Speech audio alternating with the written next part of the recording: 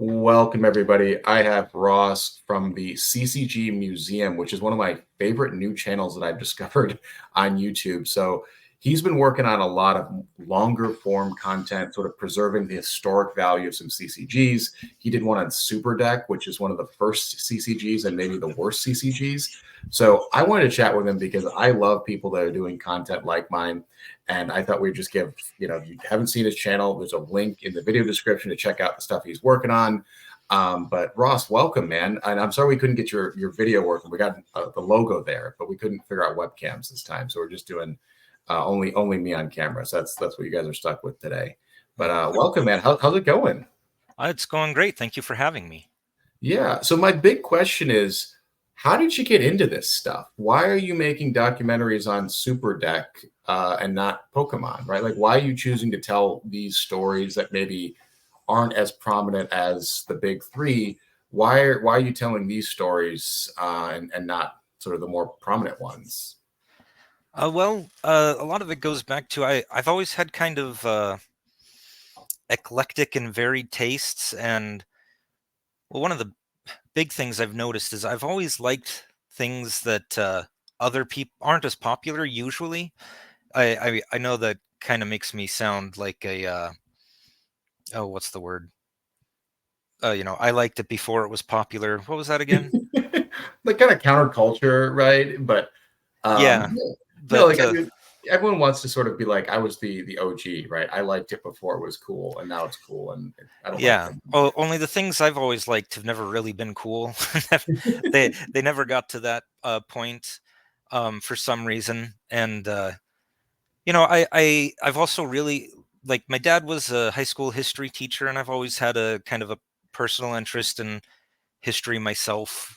I like and so I like to share things that I like and enjoy with people, and I also like history, and these things have been dead for so long that a lot of people don't even know they exist. Especially something like Super Deck. I mean, almost nobody, even the people who were around back then, very few people remember it exists. Yeah, I think that's one of the interesting things over the last like 30 years. There are so many cool stories to tell about rise and fall. And we were chatting before the show about like, hey, we should do just a video on the rise and fall of Inquest and Scry, right? And what happened to these sort of first movers in this pricing space. That's now something that we think of as so commonplace, right? Like you can look the price of cards up online on TCG Player, and well, used to you looked it up in Inquest and Scry, and you went and bought a $4 copy of it at the game store and got like a random promo.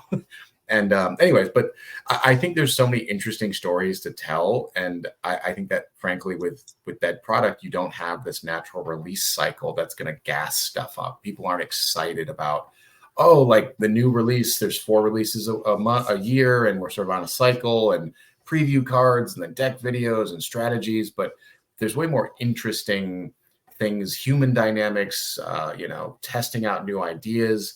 So I'm kind of curious, of all these games you're thinking of, these more less well-known stuff, do you kind of have a favorite, or what's your one pick for the audience that maybe they should check out? Let's see. Well, in terms of the amount of fun I have playing, I would say it's White Wolf's Rage, sometimes called Rage Apocalypse. Uh, it's a very wonky game. I fully admit that it does not have very tight rules. But what they were going for was it's based on their RPG, Werewolf the Apocalypse, and which was a very combat focused RPG. So they made the game very combat focused as well. You've basically got a pack of werewolves trying to rip apart a different pack of werewolves. Okay, I'm Yeah, into it. I'm bought in. Yeah, yeah, I'm and into it. it's very combat focused, very visceral, very bloody. Um, but like, yeah, it has a lot of problems, but it's very fun. It's very fast, and it plays multiplayer extremely well. Which I think is a weakness for a lot of card games, that the multiplayer is usually super clunky, right? If you thought one-on-one was clunky in a 1995 game, try multiplayer. So it's nice to hear a game. I'll have to check that out. I think at last count, there was over 200 games released from 94 to I think 2003. And you can just start going on the list of all the ones you like forgot. I've never heard of that game, so this I will have to add that to my lexicon as another game now to maybe check out. What about, so as you kind of have looked at games, what's the sort of favorite mechanic you've seen? So I think there was a lot of innovation. Mine is Android Netrunner. Like I love the asynchronatic gameplay, right? And it's sort of not a Magic clone. So I'm kind of curious if you've ever seen like a favorite mechanic. Probably Doomtown's poker hand mechanics. Dude, you're singing to the choir, preaching to the choir here. I absolutely love it, and I actually have a set of just playing cards that are like like 52, but they're all Doomtown cards. Yeah, it's just so unique and it affects your deck construction as well. So because you have to worry about, oh, am I going to be making a cheating hand if I have too many of the same card? And it's just the most unique mechanic I've ever seen. Yeah, I would love to do more stuff on Doomtown. It's kind of confusing how it was released. It's like Doomtown Reloaded now, I think is the latest iteration of Yeah, it's an expandable card game now. Yeah, so it's a little hard to figure out. But so your focus has been more on sort of historical preservation, sort of the storytelling element of a lot of these games. I'm kind of curious, what are you working on right now, sort of the next topic here? Also, your video editing skills are much better than mine. I am such a rube when it comes to video editing. I just don't have the brain space for it. And so props to someone who actually knows how to edit a video and spend some time on it. Oh, thank you. I've just really been figuring it out as I go along. I got this program called Movavi from a Humble Bundle for pretty cheap, and it's not the greatest video editing software ever, but I've just been figuring it out as I go along. So you probably noticed my Dark Age video has a lot more advanced techniques than my Super Deck video did. But no. I mean, I'm out here making images in MS Paint, man. So you're well, that I am too a lot actually. But actually I use GIMP, but yeah, same difference. Well, okay, that's a stupid thing to say. There's a big difference between GIMP and Paint. My apologies. But as far as current videos I'm working on, I'm slowly working on a longer form video on Star of the Guardians for the next museum tour, as I'm calling them.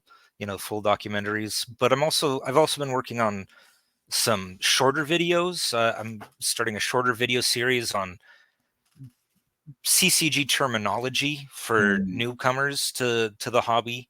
These are kind of meant for people who are completely new to CCG collecting or playing.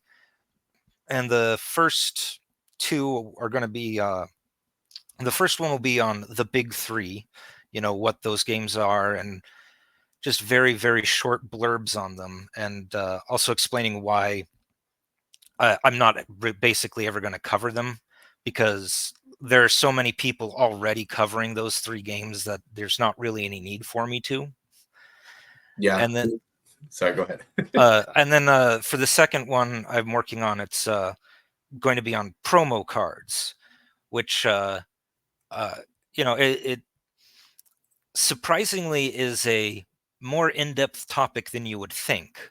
They are, the idea of promotional items and stuff being cards in the game is pretty simple, but it gets a little bit more involved when you actually look at what's going on. I think those are two really good topics. One thing with the big three is I was just thinking, when do you think they picked up that moniker? When did the big three become the big three? Like in 2001, I don't think they were the big three, right? You had other games, Lord of the Rings, TCG, WoW, TCG was a bit later, but you had other big players, right? In like 2002, 3, 4 versus system. Like when did they become the big three? That'd be like, what year did that term come into being? Maybe like 2010 when all the other games were gone, right? The sort of dark ages. Yeah, I'm not actually sure when that term first showed up. I'd have to do a deep dive on the internet to find out. But yeah, like you make a good point, because back in the 90s, like the Star Wars TCG from Decipher was huge. Yeah. Legend of the Five Rings was pretty big for a long time, for quite a while. It sold better than Magic for a decent chunk of time.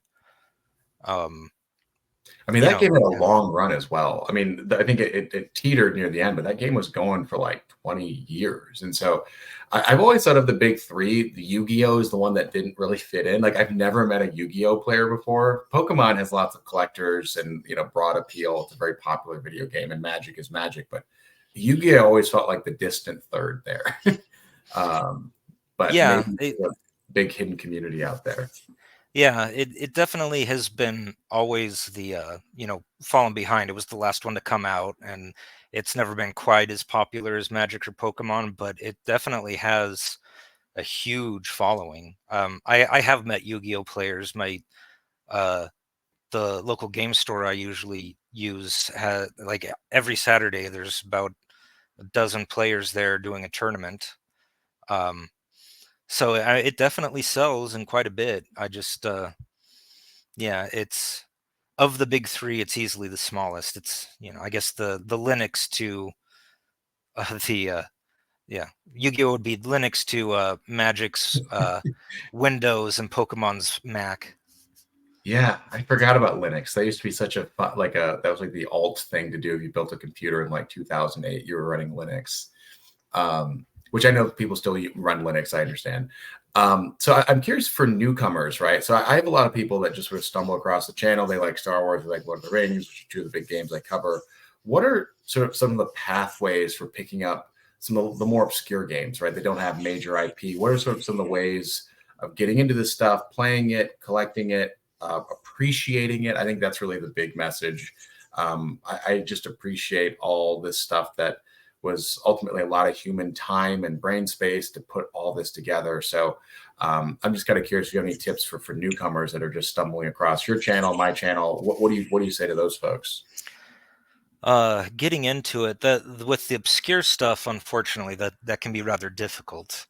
Yeah, the biggest barrier is knowing that it exists in the first place, which it isn't always easy. Um, and then the second problem, I would say, is having to deal with high prices, um, because a lot of this stuff, uh, especially since the COVID lockdowns, the prices of collectibles have just skyrocketed. And the crazy thing about a lot of it is that, like, some of these games are so obscure that they really shouldn't be selling for that much. I mean, quite frankly, because when something deserves a high price when there's low supply but high demand, and some of these there's low supply but equally low demand. But there are just so many people out there who are just like, oh, it's rare, so therefore it's worth a ton, and it's just more than it's actually really worth. So I would definitely say, don't just pay any price you see. You be patient, wait around. Hopefully, sooner or later, you'll find it for a much fairer price.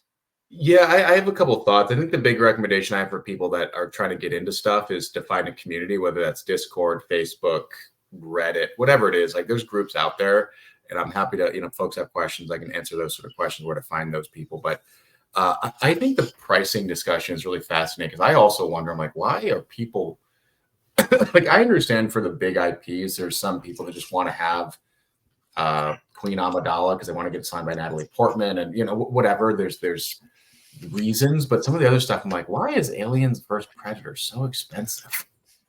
But I do think there's this concept in Star Wars CCG called attrition, right? You lose things to attrition. I think that over 30 years, these games were printed to oblivion, but they were also tossed a ton. The amount of times I've heard people, they had their cards stolen from their backpack, their mom threw it away, there was a flood, there was a fire, there was whatever, their dog ate their homework. And there's just like this endless number of reasons why the supply went from 100% maybe down to 10% today, because just a lot of it was lost to time. And maybe the bigger games, you didn't throw away the Star Trek cards because you like those, but you're like, Overpower, what was this one again? I guess it was Marvel, but like, or Harry Potter TCG, like the images were not super memorable. It's like maybe you just tossed it.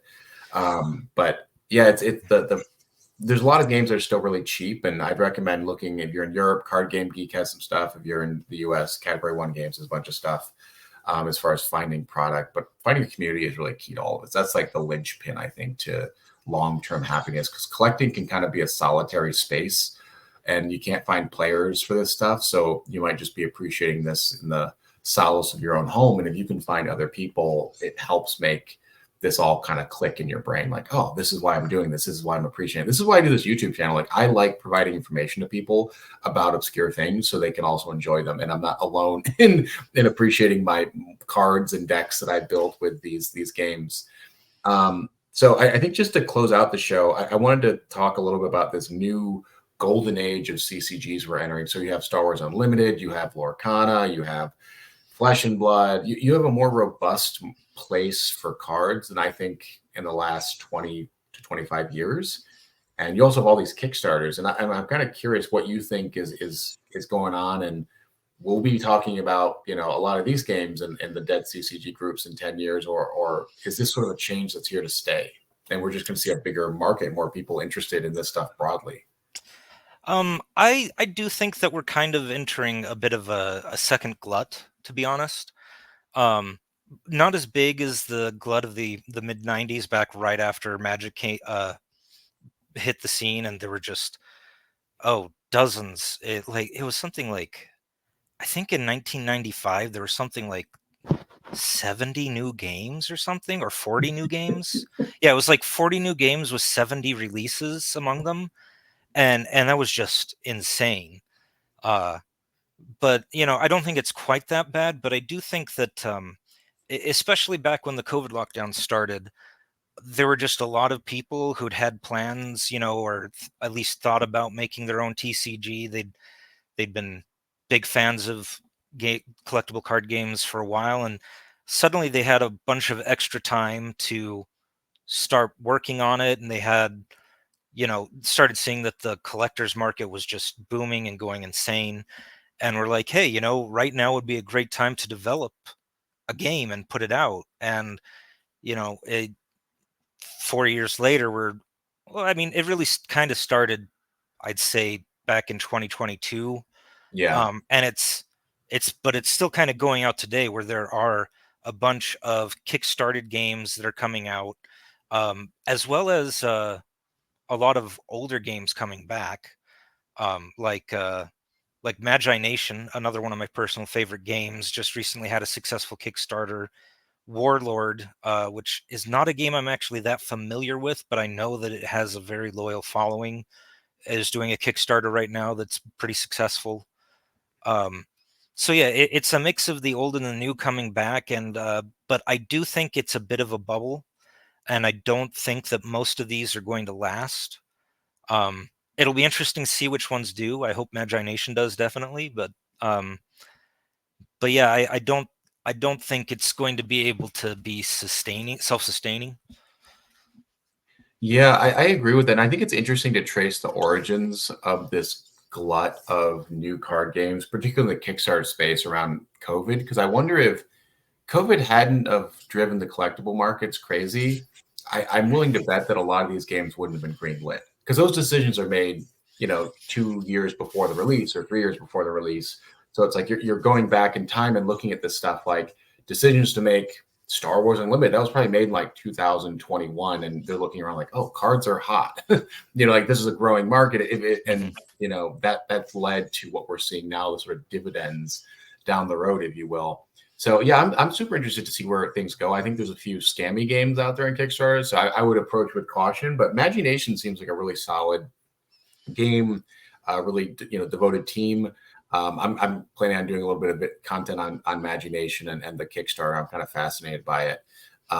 But yeah, any kind of final thoughts here as we wrap up, man? I just want to give a plug here. If you guys check out his channel, like, subscribe, all that stuff, I think it deserves more eyes on it than my stuff, which is that not done with nearly as much thought and care. So I want to give a plug there. But any kind of final thoughts here as we wrap up? Um, not a whole lot. Just I'd like to thank you for having me on your channel, and just to temper expectations, let people know that, well, I am working on new videos. This is just a personal hobby project of mine, so I'm not going to have like consistent new videos frequently. It might be, well, definitely weeks, if not months between videos. Although I do occasionally, if I find an old VHS tape related to old CCGs or something similar, then I digitize that and put it up. Well, if you look on my channel, I have several of those already. There was a late '90s Magic release that came. It was an introductory set that came with decks for 2 players that were they were scripted decks, but it also came with a VHS tape showing you how to go about doing it. So I've got that uploaded, and it is just one of the most beautiful examples of how extreme the '90s were. Yeah. And another one was my first video actually was a CCG called Galactic Empires put out this really weird um, audio cassette. Well, it was on cassette and CD of that was like it was like an in-universe how to play, like basic strategies for how to play various various sci I forgot the word. Like Various faction. factions. Yeah. Yeah. And it's just the weirdest thing because like the narrator is like this oddly sultry AI. And it's really strange, but it's a fascinating listen. Well, I'll have to check that out. Actually, one thing you're reminding me of is you posted some of these like old video game or card game advertisements, and I might do some like let's rate these posters. That might be a fun idea. So maybe we'll do that in the future. But that's all the time we have for today. Check out Ross's channel. It's a link in the video description. Give him a little bit of love. Check out his stuff and keep on collecting and keep on playing, guys. And always remember to cut the deck. That's a good reminder. So thanks for hanging out, everybody, and we'll catch you next time. Bye bye.